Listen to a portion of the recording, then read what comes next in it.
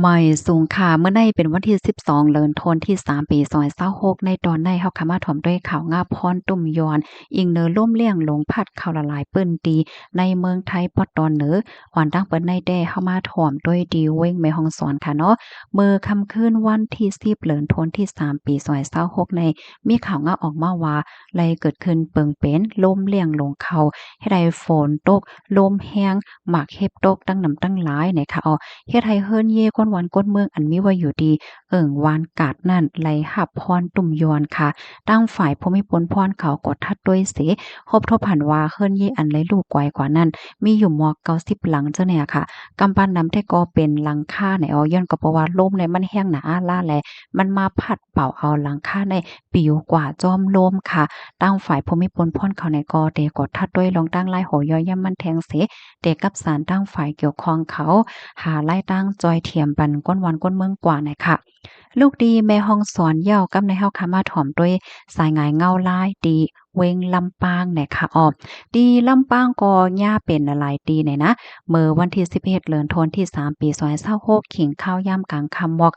4โมงปลายเนี่ยค่ะตั้งฝ่ายผู้สื่อข่าวเปิ้นภาวาในหลายๆปื้นตีเจตอนลำปางอำว่าได้เป็นเจเวงเมืองลำปาง เจเว้งแม่เมาะเจเว้งเงาเจเว้งก่อค่าเจเว้งหั่งฉัดเจเว้งเสริมงามเจเว้งแม่ทะเจเว้งศพปราบเจเว้งเถินแลเจเว้งแม่พริกเจ้าเนี่ยค่ะไหลหอบทบหญ้าฝนลงล่มลงข้าวเฮ็ดจังได๋คะเนาะลมเฮียงก้วยมกาซัมมีหมากเฮ็บโตกเที่ยงแหน่เนาะ เหมือนจังหนังในปื้นตีจะเว้งหังชัดนั่นก็ครบทบหันว่าหมากเค็บในตกลงมาละลายหมู่วานค่ะนะโหยใหญ่โหยลงจังหนังเฮาหันที่ในแคบหางในเหย้านะคะเพราะว่าหมากเฮ็บตกเหย้าฝนก็ตกลมก็ซ้ำแรงเฮ็ดให้นะกวนวันเขาได้ก็จมซื่อนะคะว่าเนาะย้อนก็บ่ว่ามันร้อนมันไหม้แรงหนาอาลาฝ่ายหนึ่งก็เมืองโมมีไอก้องอายกว้าน PM 2.5แหละจังเนี่ยเนาะกวนวันเขาก็ว่าอะละไว้ฝนลงล่มลงมาจังไหนได้ก็ได้เฮ็ดให้ต้องฟ้าในจืนปางใส่อีกหนึ่งเฮ็ดจังไหนคะล่วงที่อันมาเฮ็บตกโปรแกรมใดแต่ก็ได้เรียกว่าเป็นโปรแกรมแหกดอนดาดีใจดอนลำปางในปีในจังไหนคะเนาะตั้งฝ่ายภูมิพลพรเขาได้ก็ได้กดทัดลองตั้งไล่หัวย่อยย่ำมันละลายปื้นตีเสียก็สังหบทบหันว่าตีไหลตั้งไหลเฮิรนไ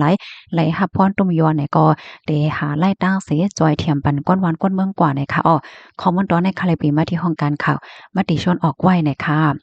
ลูกดีลำปางกำในมาดีเวงเก้งใหม่ค่ะ ที่เกียงใหม่ก็ฝนล่มลงเข้าเหมือนกันในคำว่าแน่เมื่อวันที่11เดือนธันวาคมที่3ปี2026ขิงข้าวยามกลางวัน2โมงปลายนั่นค่ะมีข่าวเงาออกมาว่าฝนลงล่มหลงเขาเนาะหมาเข็บก็ตกแห้งเป๋ใจในพื้นที่หมู่ที่3วานโหยอ้อวานจันทร์เจอเว้งกลัญญานิวัฒนาไหนเหี่ยวก็เลยครบทบหันว่าเปิ้นตีพกซอมอันเป็นโคสวนโคเฮอก้นหวานก้นเมืองในคณะไหลหับพรตุ่มยอนกว่าตั้งน้ำในตั้งฝ่ายภูมิพลพรเขาในก็เลยลงเปิ้นตีเสียวก็กดทัดด้วยว่ามีหลงลู่หลงส้มสังจึงหือจังหาพองเปิดตาหาไล่ตั้งเสียวก็จอยเถียมปันก้นหวานก้นเมืองกว่าว่าเฮ็ดจังไหนคะค่ะในเป็นตีเกี้ยงใหม่ค่ะเนาะมาแทงตอนหนึ่งค่ะอันนี้ก็ยังตึกเป็นตีเว้งเกี้ยงใหม่เว้นหังเก่าในค่ะนะได้ซ้ำเป็นตีเหนือเส้นตาสายตั้งค่ะเมื่อวันที่11เดือนธันวาคมที่3ปี2026ขิงเข้ายามกลางวัน2โมงปลาย25นาทีเนี่ยค่ะมีข่าวเงาออกมาว่าดีเจดอนเกียงใหม่นั่นค่ะอิงเหนือฝนลงล่มลงพัดเข้าฮาวแห้งเหี่ยวกอเฮ็ดให้อันเป็นโค้งเล็กซุ่มไฟเหนือโขนวรัตน์ค่ะนะไทยเขาที่ฮ้องว่าสะพานนวรัตน์นั่นแหละมันหลุดลงมาจังไหนคะจังหนังเฮาหันติในแคบหางในเหย้าน่ะค่ะทางฝ่ายภูมิพลพรเขาก็ไว้ใจว่าโกมันเตจังเป็นเพต่อก้นอันขี่รถขี่ก้ากว่ามาเหนือโขนนั่นเนี่ยเสียก็เลยเข้ากดท่าเสขับขึงจัดการกว่าในค่ะ